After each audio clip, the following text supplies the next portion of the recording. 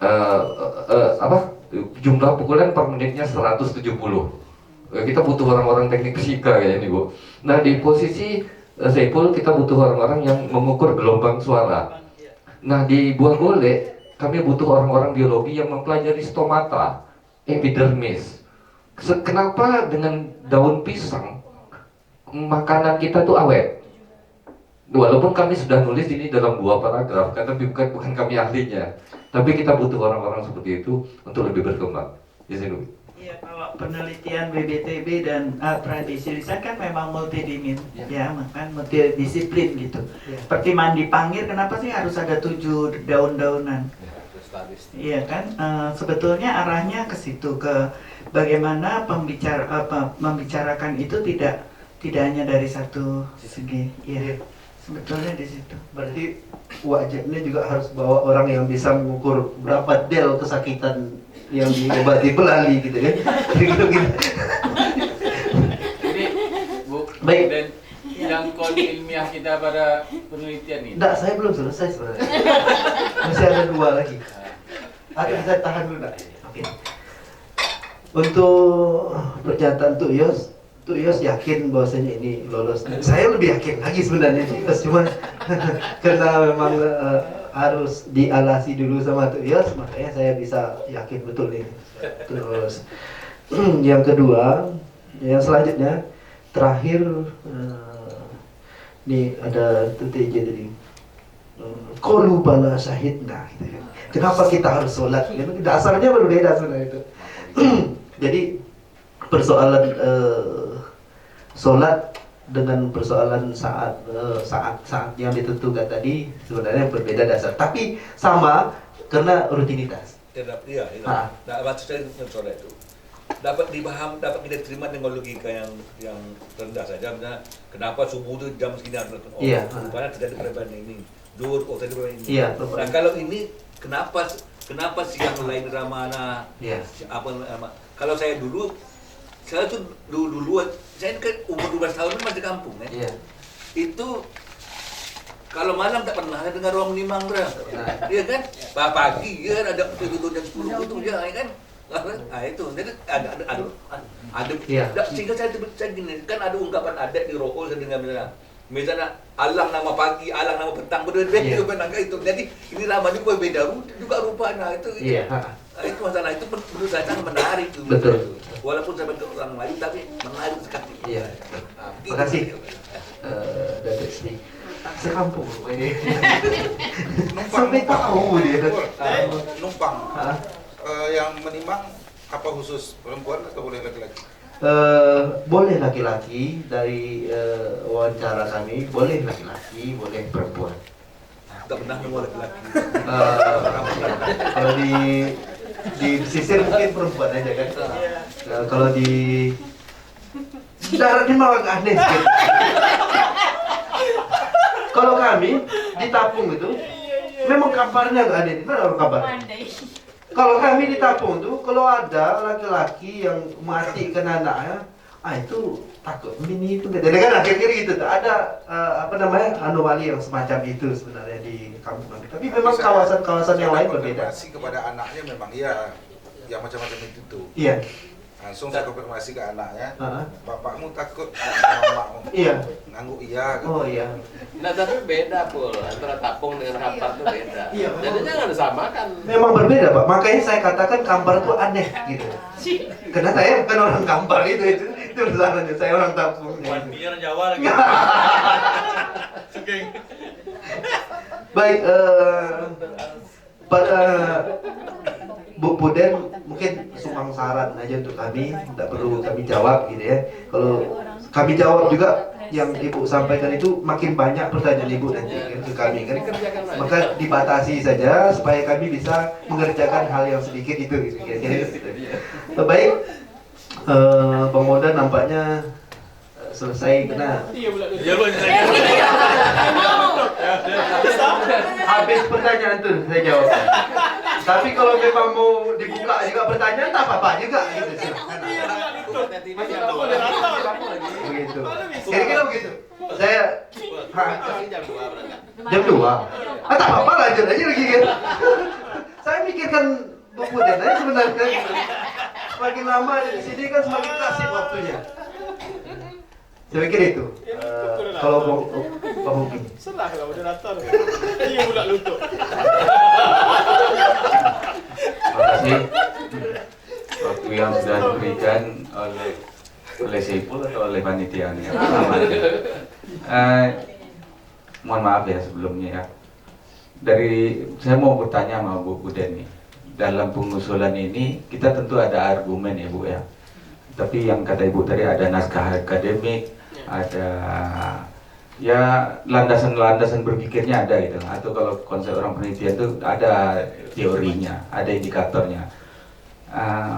Sejauh mana sebenarnya peneliti bisa berargumen? Maaf 1000 kali maaf. Kita terbiasa argumentatif kita itu bukan hal yang objektif. Mohon maaf ya. Pada konteks menimang nih, Bang Apa nih berusaha untuk berargumen secara neurologi mungkin ya. Sementara dalam konteks WBTB ini kan kultural, bukan neurologinya. Kalau kultural itu kan kita balik dalam konsep sosiologi itu.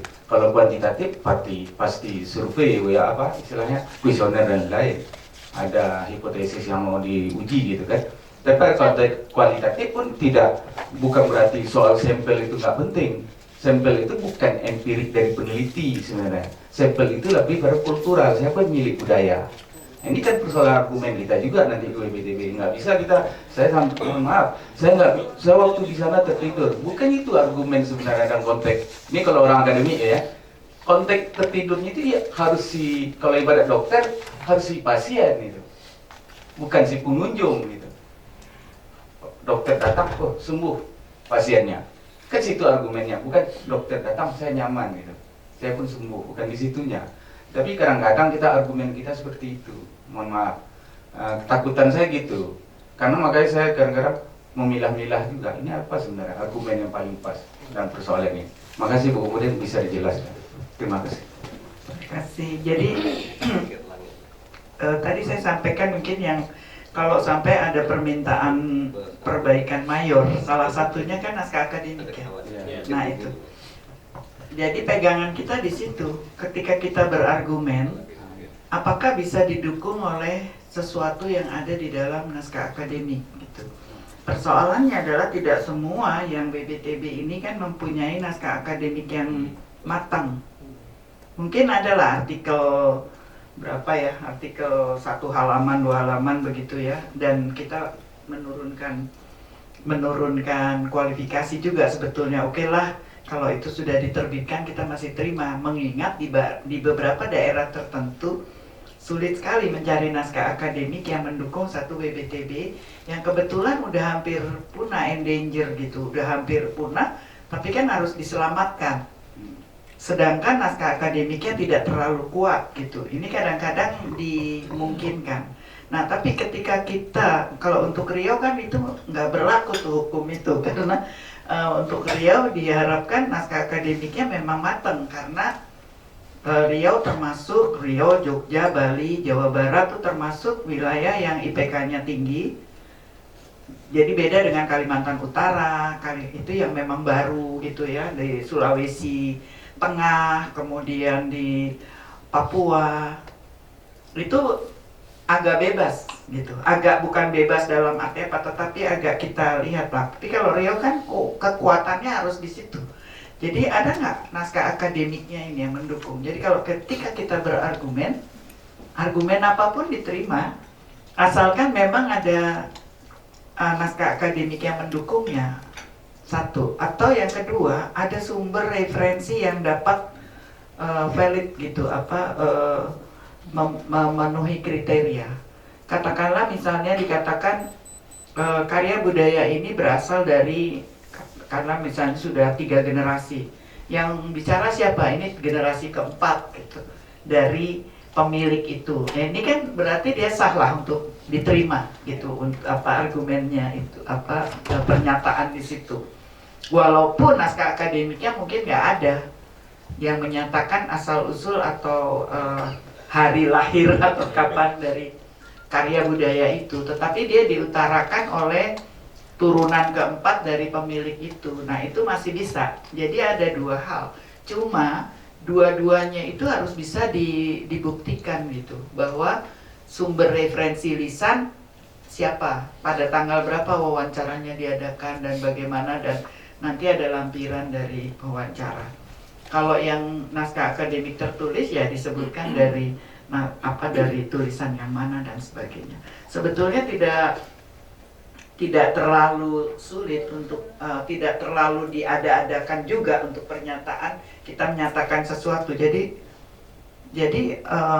bebas, sebab intinya dalam WBTB adalah apa yang dikehendaki oleh komunitas itu. Komunitas ya. Iya, apa yang dia mau sampaikan mengenai karya yang dia miliki. Ya, itu memang yang menjadi penghormatan pertama gitu. Apapun boleh, apapun yang mau disampaikan, saya begini, tetapi kemudian peneliti kan mempunyai juga kaidah-kaidah, konsep-konsep akademis yang perlu dituliskannya ya. Tetapi kalau kita menyalin apapun yang dari komunitas itu sah saja. Memang dia mengatakannya demikian dan sebagainya. Tinggal daya analitis kita ya tentu yang akan berperan ya, apakah mungkin demikian dan sebagainya. Dia kan gini tuh Bu, ketika di sini kita bicara tentang Kampar ini, posisi peneliti kan bukan insider sebenarnya. Iya. Seolah kan gitu. Mungkin kalau di pusat, oke, dia dipandang menyeluruh sebagai bagian dari Riau, bahwa Kampar itu Riau, maka si yang argumentatif dari peneliti ini seolah-olah mewakili gitu. Nah, sementara kita duduk di sini, apa yang dinyatakan Saiful kan kita akhirnya melihat bahwa Saiful bukan komunalnya gitu, bukan komunitas situ. Peneliti. Iya, sehingga dia menyatakan potensi-potensi itu kan sebenarnya subjektif sekali gitu. Seolah-olahnya kan iya, batasannya memang agak jadi bias ya, Iya, antara yang bias, subjektif iya. dengan yang objektif ya. Karenanya tadi pertanyaan-pertanyaan banyak muncul di situ, Iya. dan memang kemudian harus lakukan penelitiannya berulang kan. Kalau dalam posisi seperti ini, benarkah terjadi ini? Nah, Dalam iya. posisi begini, benarkah terjadi ini? Kan Iya, iya, akhirnya itu demikian. Tapi yang penelitian diulang itu tidak hanya Saiful aja. Iya. itu Iya. kami nanti. Karena Iya. kami membuat argumen juga bahwa Iya. ini sebagai item apa tuh pertunjukan meyakinkan ini dia item Iya. itu. Takutnya argumen itu subjektif sekali gitu. Karena kalau saya udah bisa bayangkan andai kata ini diajukan begitu saja ke sana, pasti pertanyaan banyak dan pasti balik lagi untuk Iya. minta diperbaiki gitu. Seperti yang selama ini ditanyakan. Karena seperti pertanyaan yang paling mendasar saja dari Batimang tadi adalah apakah bedanya dengan Senandung Iya, Mana iya. Siak? Karena sama-sama satu provinsi dan diajarkan bersama kan. Kemudian ada juga yang sudah masuk ya, ada beberapa yang sudah masuk dari sini kan, ada Senandung, ada Dodoy anak Siak maksudnya, terus ada Senandung. Itu pasti pertanyaan yang langsung dilontarkan dari satu provinsi ini, ada seperti ini.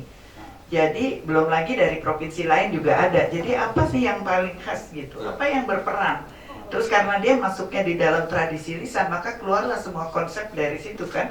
Apa yang berperan? Apakah lagu, irama, ataukah syair gitu? Apakah ada keterkaitan? Apakah kalau lagunya berpindah, syairnya berpindah juga atau beda gitu? Atau kalau ininya sama, apakah kemudian ada pengaruh tertentu kepada yang mendengar gitu? Itu, ya. Terus kalau orangnya berbeda yang menanamkan, tapi ininya sama, bagaimana? Apakah pengaruh? Jadi kan banyak sekali Iya, yang akan banyak itu, ditanyakan gitu. Jawabannya kan pertanyaan mudah tapi jawabnya repot. Saya dulu. Saya dulu. Sudah. Iya. Memang perlu disebut mengenai pekajian WBTB ini berbeda posisi, berbeda cara pandang. Memang kalau saya berpandangan selalu teknis, sangat teknis. Kenapa budaya ini harus dinaikkan? Apa sih hebatnya? Oh, rupanya hebatnya itu dari suaranya. Kalau saya melihat mungkin begitu. Karena saya melihat misalnya gini, kenapa Beethoven diheboh-hebohkan dapat menidurkan anak, Mozart dapat menidurkan anak, dan diperjualbelikan CD-nya tahun 2000. Banyak tuh beredar tuh CD-CD-nya. Itu kan pengaruh budaya Eropa lah, musik segala macam. Ternyata dampak dari budayanya musik si Beethoven ataupun Mozart dapat digunakan oleh orang psikolog dapat digunakan oleh orang medis untuk menenangkan anak. Saya melihat Mbak Timang seperti itu, bahwa gelombang suara yang dikeluarkan oleh para perempuan di kamar kiri itu ternyata punya ciri khas yang bisa menidurkan, dan saya tertidur seperti itu. Jadi dalam hal lain pun saya melihat hal-hal teknis yang terhubung, memang ada batasan, ada pagar, dan ada literaturnya. Kalau tidak, terus saya pun tidak berani juga. Misalnya di kajian-kajiannya Saiful, pasti ada kajian binaural, pasti ada. Mungkin belum termasuk aja, tapi saya yakin itu ada, dan saya yakin punya Saiful lolos di BTB. Gitu. Baik. Tinggal kopi. Dari kelima kajian ini memang saya yang paling azab. Dari kelima ini sebenarnya saya pula yang punya peluang besar sebenarnya Pak Bumi, yang untuk meloloskan ke WBTB. Saya yakin itu dah. Yakin aja lah dulu modalnya kan. Saya pikir itu saja gitu. Kalau semakin banyak saya bercakap, semakin banyak lagi pertanyaan itu yang membuat saya pusing gitu kan. Datuk CIJ bertanya itu filosofi. Nah ini kan sulit untuk dijawab nih kan. Nah, jangan sampai dia bertanya lagi, nanti lebih tinggi lagi tingkatannya itu persoalannya. Saya serahkan sama moderator. Terima kasih. Assalamualaikum warahmatullahi wabarakatuh. Enggak, Pol, ini Ada lagi. saya kira ini yang dikatakan oleh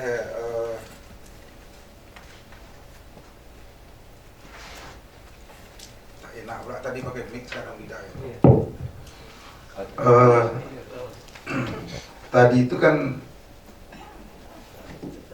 ada kekhawatiran ketika ini diajukan, sebab ada yang lain gitu. Nah, yang paling penting itu saya kira peneliti meyakinkan nanti bahwa ada yang beda